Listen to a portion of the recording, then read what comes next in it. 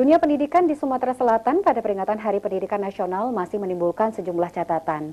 Di antaranya soal anggaran yang dikucurkan oleh pemerintah provinsi, serta masih banyak guru honorer di Sumsel yang belum tercover menjadi P3K.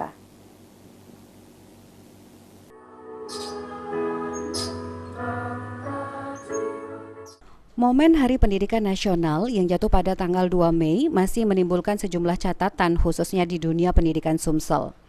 Anggota DPRD Sumsel yang duduk di Komisi 5, Saipul Padli, menyoroti sejumlah catatan tersebut. Di antaranya soal anggaran yang dikucurkan oleh pemerintah provinsi terhadap dunia pendidikan di Sumsel yang dinilai masih cukup kecil. Selain itu, menurut kader Partai PKS ini, masih banyak SDM di dunia pendidikan Sumsel khususnya guru honor yang belum tercover dalam program P3K yang kini tengah dilakukan oleh pemerintah. Selain itu juga, Saipul Padli juga menyoroti kualitas para siswa yang kedepannya perlu untuk ditingkatkan kualitas agar lebih baik lagi. Mulai dari pengajar dan yang diajar.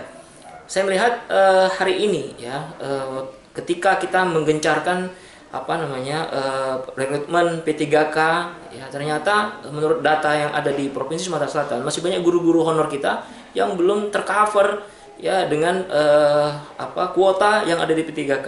Nah, ini saya kira PR juga ya bagi pemerintah, bagaimana kemudian dalam rangka Hari Dunia Pendidikan ini bisa menjadi momentum untuk mensejahterakan para guru, ya terutama bagi guru honor yang ada di Provinsi Sumatera Selatan.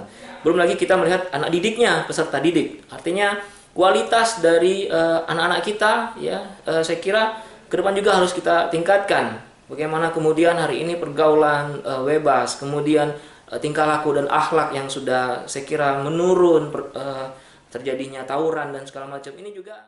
Namun demikian, Saipul Padli melihat dari angka partisipasi kasar, dunia pendidikan di Sumsel telah cukup baik.